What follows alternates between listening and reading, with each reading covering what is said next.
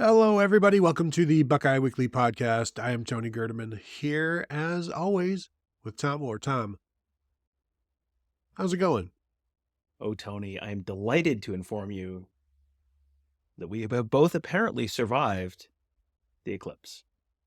And not only the eclipse, the traffic apocalypse that we were all promised largely failed to materialize. So, Tony, glad to see we have both made it through this once in a lifetime, extremely cool event, alive and not still stuck in traffic. It was extremely cool, and we have not talked since you ventured out into the countryside, and so traffic was not too bad. You did not just get back. I went through and I decided the last thing in the world I want to do is drive towards a bunch of people where like a million people live. So I went basically directly north from where I live and took a bunch of, put it this way, I drove the entire way from here to there and did not have one traffic light in the 50 or so minutes. So that paints a picture for how my trip was. Visited the lovely town of Fredericktown, the home of the Fredericktown Freddies, one of the great Ohio high school mascots. Lovely little town. Their library put on a very nice event. It was a wonderful, wonderful day, and I thought it was fascinating that all the people who went, like my daughter was texting with all of her friends, and all of her friends who went said, "This was the most amazing thing I've ever seen." And all of her friends who stayed home and had 99% eclipse, but not the totality, said like, it was a little underwhelming. It's like, yeah, well, turns out the scientists were right. You did need to drive a little. Yeah, and there's quite a bit of difference between the 97% and the whole totality. Um, Texting with my mom and my sister up in Northwest Ohio in the God's country of Henry County. They got to see it. My brother and his wife took their kids to the Hardin County Fairgrounds. I only had to go out on my patio, so that was pretty cool. Um, I did not get out in time to get glasses, so um, that's why my eyes are bandaged right now. If you're listening to the podcast, no, I went out a couple times. I had like the plate thing, and the neighbor saw me. He's like, "Do you want some glasses?" I'm like, I had to come out 5 times doing this before you actually offered out some glasses. You know, like, what kind of neighbor are you? And so I got some glasses, and it was very cool. And then, of course, you get to the totality part, and you just take the glasses off, and you're looking at something that's pretty crazy. And you can see, I don't know, is a Jupiter off to the side there as well. So yeah, it was a good experience. It's something that I've talked before. I did get to experience back in the '90s when I was on a field trip or whatever. So this is pretty cool, and it seems like you would agree. I would agree. Yes, we were looking up, oh, when's the next time this happens in the US? And it's like, oh, 20 years from now in Montana and the Dakotas. So I guess we'll pencil that into the schedule for September 2044 or whatever. For Grandpa Tom. Did have the, oh Lord, my kids could have kids by that point conversation as we were talking about that. And it was like, I am not emotionally ready for that. It, watching it, and it's kind of the story that astronauts will tell when they are in space and you view the Earth from not the Earth, and it gives you this new kind of respect for humanity and everything. I think that the eclipse is kind of that way, but then it goes away, and you're like, okay, I need to get back on the internet and tell people I hate them. How long do you think it took between the we are all one mankind moment to the first time someone flipped the bird to someone who cut them off in traffic on the way out of the parking lot of wherever that is? I'm going to guess the good vibes lasted, the eclipse itself was Mm. not fully over by the time someone was flying the bird in the parking lot somewhere. Like there are parts of like Mexico and Southwest US that got like 4 minutes of totality. I think we got about 2 minutes here. I I don't know. I would probably put the totality time as like minus 140 as lasting longer than the amount of humanity, the totality of humanity following the eclipse. But yeah, also just a really cool thing, and I would recommend that you go ahead and try to catch it the next time if you weren't able to do it this time. But just if it's happening in my neighborhood, stay out. If it's happening in my county, just stay out. We don't want you there. I don't think it's going to happen in your neighborhood again until I believe 2099, which, you know, with the science and technology Mm. improving the way it is, I don't know, maybe, but demographically, statistically, looking at it from an actuarial perspective, that may not be your problem, and that may not be my problem either. So, Tom, let's move on with the show and what may be the most outstanding segue ever. Yesterday, we saw the sun have its black stripe removed during the eclipse. And also, that same day, Ohio State freshman quarterback Julian Sayin had his black stripe removed. Any coincidence? I'm going to say it was fated by the heavens, Tony, that was going to be the day that Julian Sayin, really honestly, it was fated by the fact that, of course, Tony, who had Julian Sayin in the black stripe draft? Well, of course it was God. me. So, of course, at that point, it was fated that he was going to be the next person to lose his black stripe. Only 2 freshmen, Tony, have lost their black stripes this spring. You'll never guess who had both of them in the black stripe draft. And what pick did you get him with? Like 6 or something like that? I think it was 5 or 6. I will look. Believe me, I Uh, will take as much time as we need to make sure that this is documented properly. Yeah, I had Jeremiah Smith with pick 1, Julian Sayin with pick 5. So and who do I have at 2 and 3? Somebody good, I hope. you have Aaron Scott, who All has right. looked good in our viewing opportunities. Edric Houston, who I think we've heard Mhm. good things about. And I had Bryce West at 4. That was right before we found out that Bryce West was not going to play this spring. So So you're telling me there's a chance. no, that's not what I'm telling you, in fact. But It's going to be difficult for me to overcome you getting the first 2 in there. And I think Julian Sayin losing it at this point, at that point, because that was a high pick for you, and quarterbacks shouldn't be losing them that early. But I think we're realizing that Julian Sayin is not your typical freshman quarterback. In fact, he's the first Ohio State freshman quarterback to lose the black stripe in spring ball. And I was like, gosh, I wonder if he's the first one ever. So I'm going back to trying to find on the internet, like Urban Meyer's quarterbacks in Florida. Like I'm Googling all these different ways, Tim Tebow, black stripe. And I eventually found like something about Percy Harvin losing his black stripe in August of 2006 and him being mentioned. It's mentioned in passing that he was the first freshman. I'm like, okay, check Tim Tebow off the list. He didn't lose it in the spring. And back then, not everybody was really enrolling in the spring. But this losing it at this point, and as I said, the first true freshman quarterback to lose it in the spring is pretty impressive. And this is just further confirmation of what we've been hearing and then got to see a week and a half ago, and we'll get to see on Friday again. And so it's not nothing. It's not everything. It doesn't mean he's starting. It doesn't mean he's going to be an all-time great. What he has done is incredibly rare. In fact, nobody else has done it before him. So it means something, Tom. right. In fact, I looked it up yesterday. No Ohio State quarterback will once again lose a black stripe in the spring until 2044, and that's going to happen in the Wow. Dakotas, which is crazy. I mean, Wow. I don't even want to try to figure out why that's going to happen, but yeah, this is one of these things where you go back over the years, and the first guy to lose his black stripe, sometimes that guy turns into a superstar. Sometimes that guy has injuries or just doesn't pan out for whatever reason. So this is not, absolute 100% guarantee of future success. What it is further information that sort of corroborates the things that we've been hearing, the things that we've been reporting, the things that we've been seeing. It's just a little more, throw one more thing on the pile.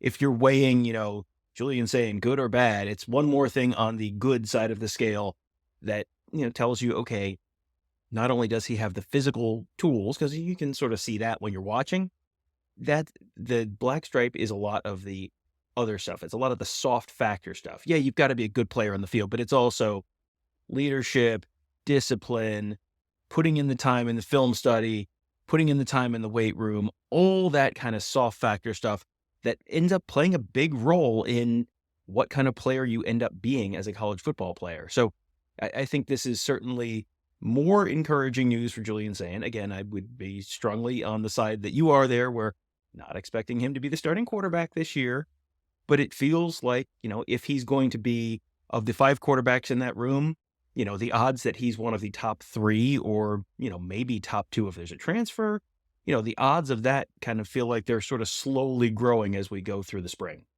Yeah, and we'll get into that as well because we might have to reassess our thoughts on where he fits into this offense. I had somebody on Twitter or on the Buckeye Huddle message board presented by Jeff Ruby Steakhouse. How does he compare to Quinn Ewers? And the thing to remember is Quinn Ewers came in like a week into camp in August, so there really is no comparison. I said, based on what we've seen from both players, I would put Julian Sayin a year ahead of Quinn Ewers, at least. And the thing is, Quinn Ewers skipped a year, so the math is in my favor there as well. Quinn Ewers, by the way, never had his black stripe removed, so he left with it. I don't know unless they took it before he left. He's like, oh, whoa, whoa, whoa, where do you think you're going with that stripe, sir? And then they kept it. But that was the most heralded quarterback since Terrell Pryor at Ohio State, I think, in terms of the freshman, and really just no significant comparison. So I went through and looked at where all of the Ohio State quarterbacks in the from the Urban Meyer start when he brought the black stripe to yesterday, when did the quarterbacks lose them? And of course, Julian Sayin being the first true freshman quarterback to lose it in the spring, no freshman has lost it before him. The top 3, I mean, there's one out there that Tristan Gebbia was the third, lost it on April 1st of 2023. It was his 7th year. Come on. I mean, you should be losing it in April. But Justin Fields lost his on March 25th. Will Howard lost his on March 30th. Tristan Gebbia, April 1st, no fooling. And then Julian Sayin, April 8th. Julian Sayin loses his April 8th. You look at the other freshmen in this group. Kyle McCord, August 12th is next. Then Dwayne Haskins, August 17th. Tate Martell, August 19th. Cardale Jones, August 20th. Stephen Collier, August 21st. Joe Thomas Barrett, August 23rd. Lincoln Keenels, September 28th. Devin Brown, October 6th. Matthew Baldwin, October 17th. Jack Miller, October 21st. Same day as CJ Stroud, October 21st. That was the COVID year, so they had no spring after the first couple of practices. And then the most amazing outlier here, Tom. Joe Burrow, class of 2015, loses his on August 13th of 2016. Not good enough to play at Ohio State. Clearly, that's why he had to leave. But you look at those numbers, anything stand out other than the fact that there's a lot of names there, and there's only one in terms of the freshman that lost his stripe in April. Yeah, I think that's the thing that definitely pops out to me is you look at Joe Burrow, and Joe Burrow did it August 13th was probably about practice 7 or 8, maybe. That's kind of middle of fall camp, right? So that's probably, I guess, in a sort of similar spot to where Julian Sayin is. But that was a year after he enrolled. He was a redshirt freshman. Okay, yeah. Sorry. Okay, sorry. So, I missed that on that chart. Yeah. So yeah, no wonder Joe Burrow was such a bust. Took a full year to lose it. It's pretty amazing to me that he's lost it already. We had heard good things, but you look at that list, there's a lot of really talented players in there. There's multiple first-round draft picks on that list, and the only ones who've lost it are 2 graduate seniors who've been in college so long that they're ready to basically be coaches just about, and Justin Fields, who was, a top 5 national player who also had already played a year, so he came in a little more ready than a lot of other people. To do that as a true freshman who had not spent that much time at Ohio State, and Julian Sayin went through his whole recruiting process, committed to Alabama, was going to be a member of the Crimson Tide, enrolled at Alabama, and then left a week later, and then just sort of got thrown into this new spot with a bunch of people he, knew. He knew these people from recruiting, but he didn't, he had not had 15 visits to Ohio State and knew the ins and outs of all the whole process, and had got an early look at the playbook, like none of that stuff. So for him to be this early in and of itself is remarkable. For him to be this early, given all the other stuff I just said, when you look at all the other guys who, JT Barrett had access to the playbook and made a bunch of visits, and Jack Beller, CJ Stroud, all of those guys, Kyle McCord, Dwayne Haskins, all of those guys had all these other benefits, and still Julian Sayin's losing it before them. That's pretty intriguing to me. So I put that list out on Twitter, and people were like, yeah, but Julian Sayin enrolled in spring, so it's different. It's like, actually, 10 of the 13 freshmen on that list enrolled in the spring. The only guys who didn't enroll in spring were Dwayne Haskins, Lincoln Keenholz, and Joe Burrow. So, like, this is typical to enroll in spring. It is atypical to be doing what he is doing. This may then beg the question, is Ryan Day more lenient with the black stripe when it comes to than Urban Meyer was? And if you go back and you look at all these years and their dates, I don't know in quarterback specifically that there's any trend that way, because when you look at Lincoln Keenholz and Devin Brown losing theirs in September and October, and Jack Miller and CJ Stroud, of course, that was COVID, but Dwayne Haskins loses his in August as a late enrollee, as an on-time enrollee. So that's pretty quick. Tate Martell lost his in August. Cardale Jones lost his in August. Stephen Collier, JT Barrett, they all lost theirs before guys like Lincoln Keenholz, Devin Brown. Matthew Baldwin was an Urban signee, but Ryan Day was the quarterback's coach who was involved in that decision. So is there any thought that maybe that Ryan Day is just an easier grader? Maybe he's like the substitute who is not the stickler that the old teacher was. Is there any possibility there? I mean, I think what I would do before I tried to psychoanalyze those two guys and what they really think they're doing with the black stripe, I would take a moment and look at the quarterback play and production under Ryan Day as compared to the quarterback play and production under Urban Meyer, and go, yeah, whatever Ryan Day is doing is fine. I think everyone viewed Kyle McCord last year as this unmitigated disaster, and it's like, that's probably at least average to slightly above average Urban Meyer quarterback play. So I think I would immediately lean toward, I think Ryan Day knows what he's doing with the quarterback, so I think it's fine.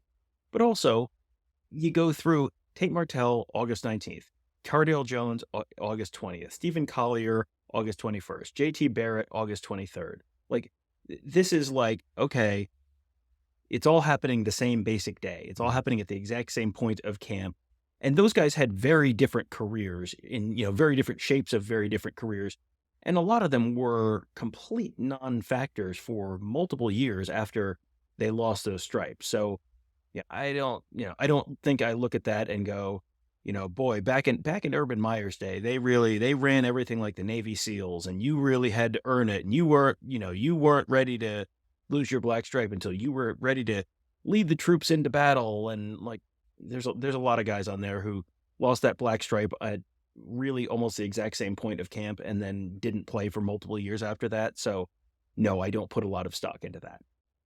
And I also had people saying, well, you look at the Joe Burrow thing, or some of these guys are like, well, they had more guys to fight through, on the depth chart. And it's like, that has nothing to do with it. The depth chart has nothing to do with the black stripe. It's how you individually are performing. It has nothing to do with the fact that there is no established starter at Ohio State right now at quarterback. That's not even in the picture. Whereas, well, Joe Burrow had JT Barrett and Cardale Jones ahead of him. And of course he, took him a while. It's like, that has nothing to do with anything. It's what you're doing essentially in a vacuum, but also surrounded by all these other people and how you are playing in that situation. So that's not a factor either.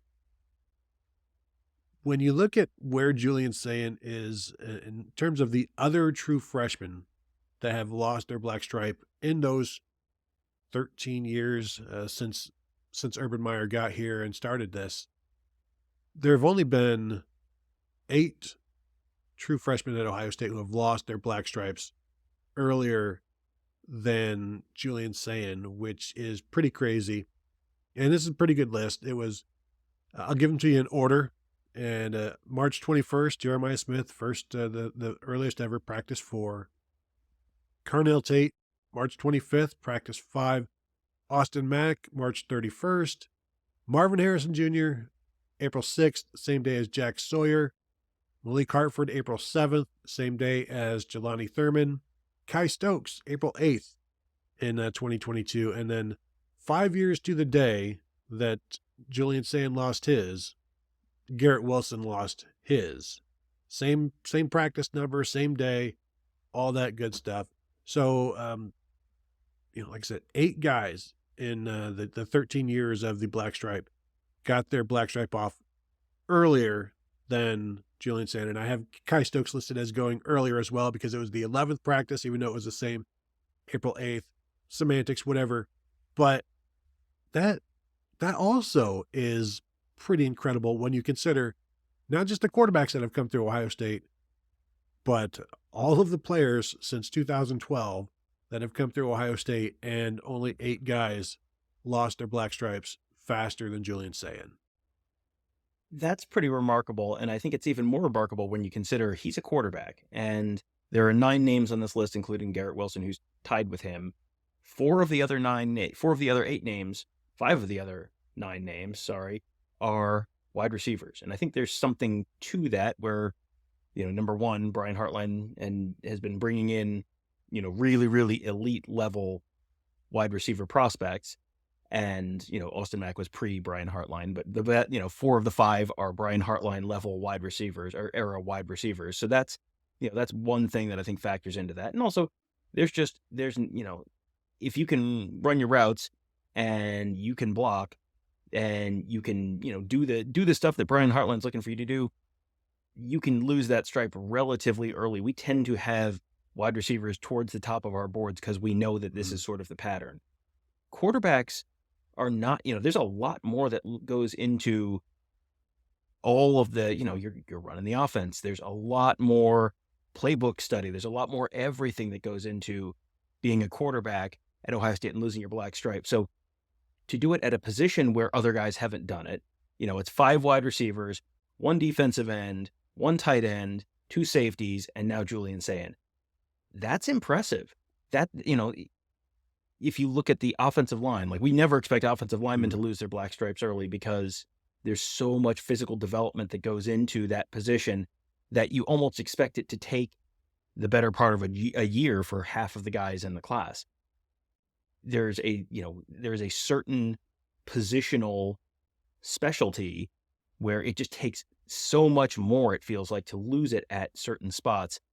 So to lose it at quarterback, to be the first guy to lose it at quarterback, and also be in in not only just positionally, the names on that list, Jeremiah Smith, Carnell Tate, Austin Mack, Marvin Harrison Jr., Jack Sawyer, Malik Hartford played as a true freshman some last season at that deep safety spot. Jelani Thurman, obviously, there's a lot of optimism about, and he probably would have played more last year if Cade Stover wasn't there.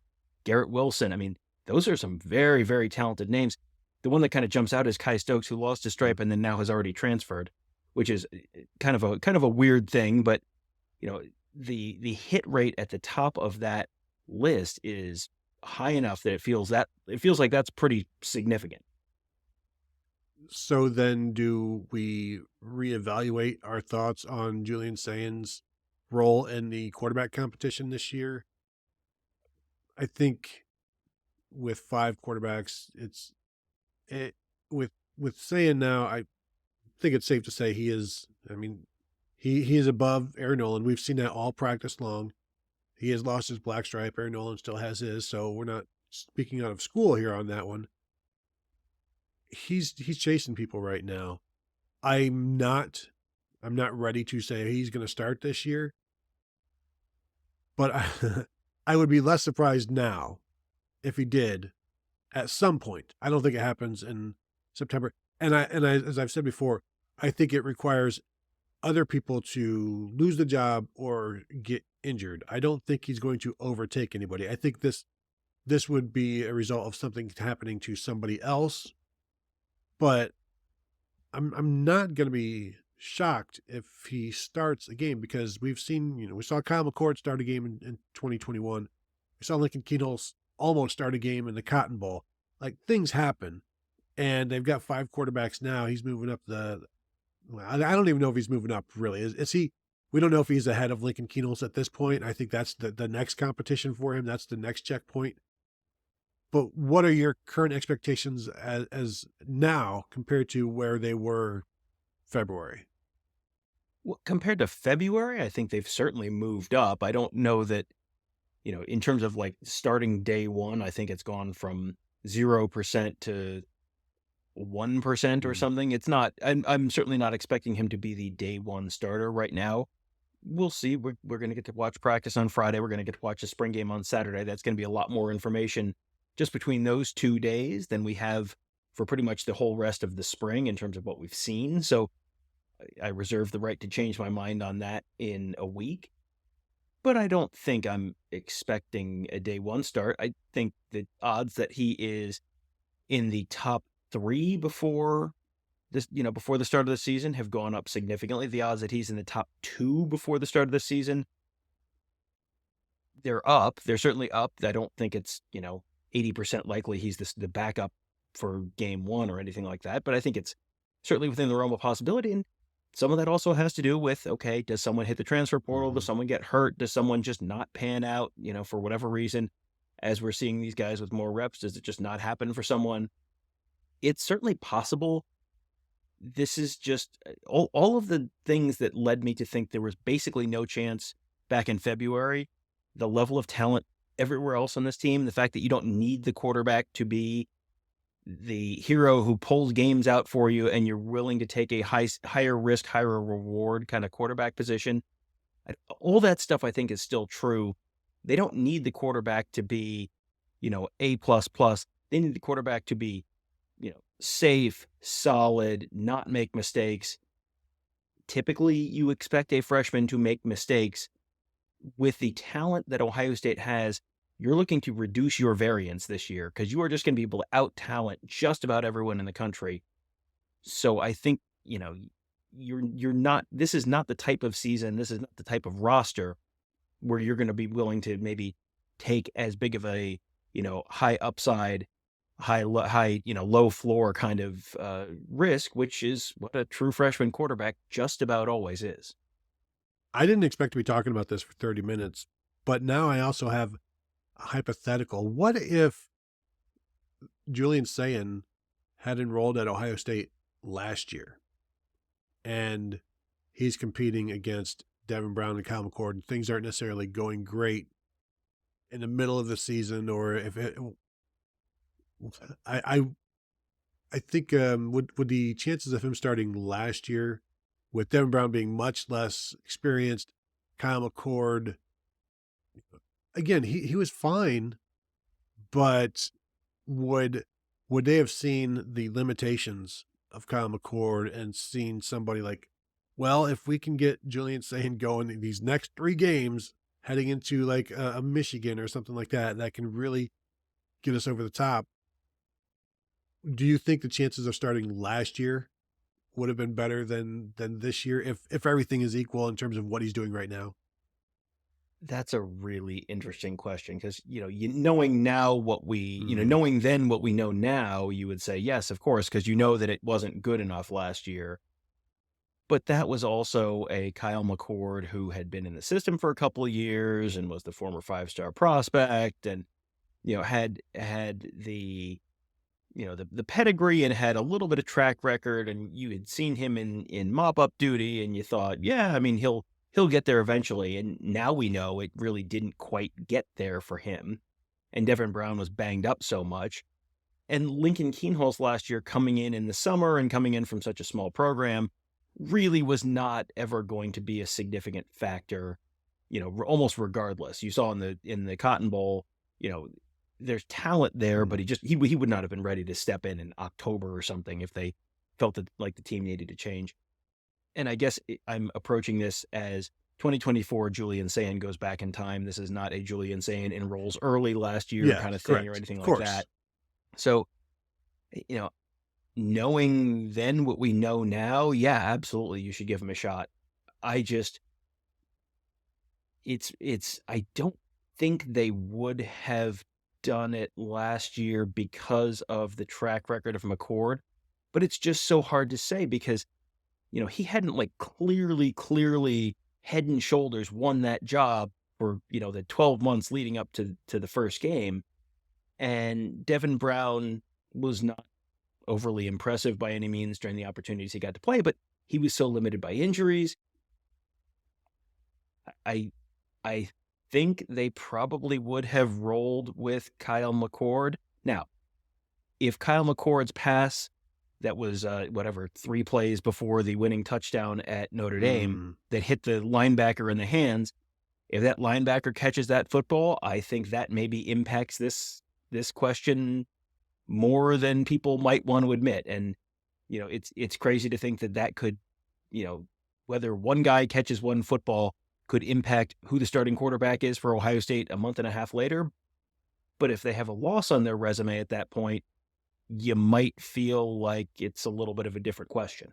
Well, and him not intercepting that ball leads eventually to the touchdown and the confidence that Kyle McCord can lead us to a game-winning drive. So he can play. He's been in big games. He's experienced that. So you're going to be reticent to remove him from that situation and give the ball to a true freshman. So it is interesting, just a dropped pass in this hypothetical, but also in reality, because we saw what happened last year. But what one linebacker or safety does determines how a quarterback is viewed and whether or not he sticks as a starter.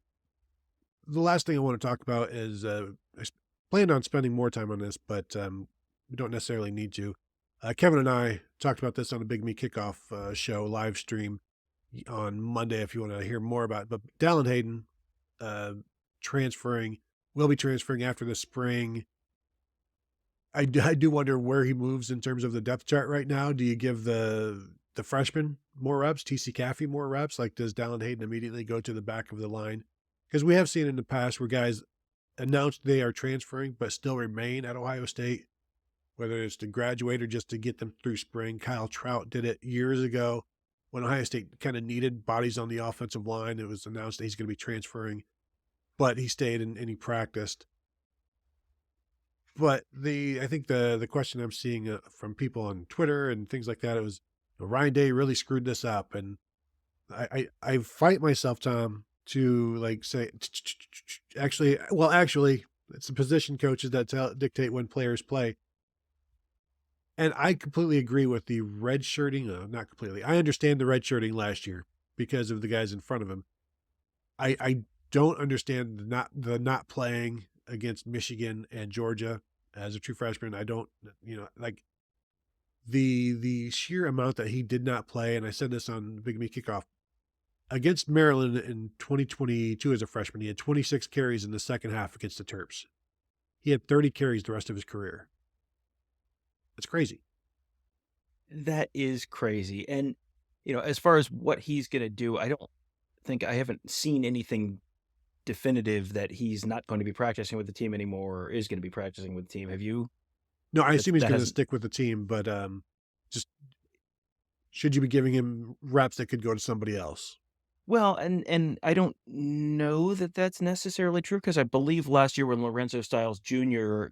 announced that he was transferring, he stopped practicing with Notre Dame. So you might see him just not practice because I don't know how much you really gain continuing to practice. Like, what do you gain by running the ball in the spring game Mm. and you risking injury and that kind of stuff? It feels to me like if you've made the decision that you're definitely leaving and you're not leaving the door open for a Bryson Rogers kind of boomerang transfer, I think if it was me, I don't think I have a lot to gain by continuing to practice and I guess running the risk of injury, but we'll see what he decides to do.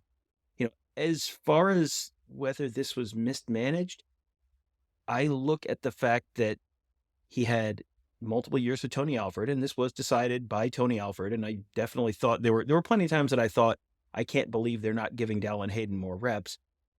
We always were hearing behind the scenes that it was, pass blocking stuff and, just a lot of the other factors that, the other responsibilities of a running back.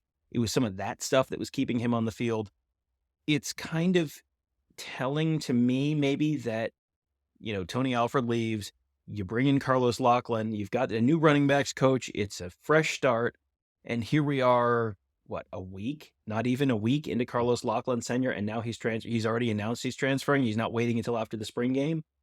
That tells me that Carlos Loughlin presumably, I'm kind of reading tea leaves here, but Carlos Loughlin probably doesn't view him as a clear, guy who's going to get a lot of reps this year. And I think Dallan Hayden's a good enough player. He's going to go somewhere. There have been plenty of reports, over the years. He's got some ties to University of Tennessee, and I would not be surprised to see that be where he ends up and for him to have a pretty good career there. But the fact that it's not just one running backs coach who's been here his whole career and he hasn't played, and, maybe that guy just doesn't like something about his game. The fact that you've got someone else coming in now and almost immediately he's entering the portal, we don't know Carlos Loughlin at all. We will get a chance to meet him for the first time on Wednesday when we get a chance to interview him. But my reading of the tea leaves would be that I don't think Carlos Loughlin was viewing Dallan Hayden as being someone who was going to get a ton of carries this year either. I also think when the redshirt situation was broached to him, it was done under the fact that, Mayan's going to go to the pros, Travion Henderson's going to go to the pros, so you're going to be the next guy up. And then Travion Henderson does not go to the NFL, and Quinshon Judkins transfers in, and suddenly that open pathway is now, you've got two guys in front of you who are not blocking backs, but they are blocking you. And so it became a situation where it might just be time for a clean break. We had video of him at the interviews. He was at interviews last week, and people were like, boy, he sure seems depressed at that time. And it's like, well, that's kind of just his demeanor at times. He's not the most boisterous person, but it is interesting looking back. And it'd be interesting to talk to Day and Loughlin on Wednesday to see, when did you know? And is it, how long has this conversation been going on? Is this something that was decided even before Loughlin, or was this something that, is just, the time was right and to break free and move on? But we'll have more of that on Wednesday. We'll be live streaming that as well. So check that out at youtube.com/Buckeye Huddle. Subscribe if you have not. If you're watching right now, go ahead and like this video if you would. We would appreciate that. And of course, as always, you can find us at BuckeyeHuddle.com. That is the absolute best way to support us. Become a member there. Check us out. Say hello to us on the message board. Let them know that we sent you. And we'll treat you even better than the normals. So that will do it for this episode. I want to thank you all for tuning in, and we will talk to you guys later.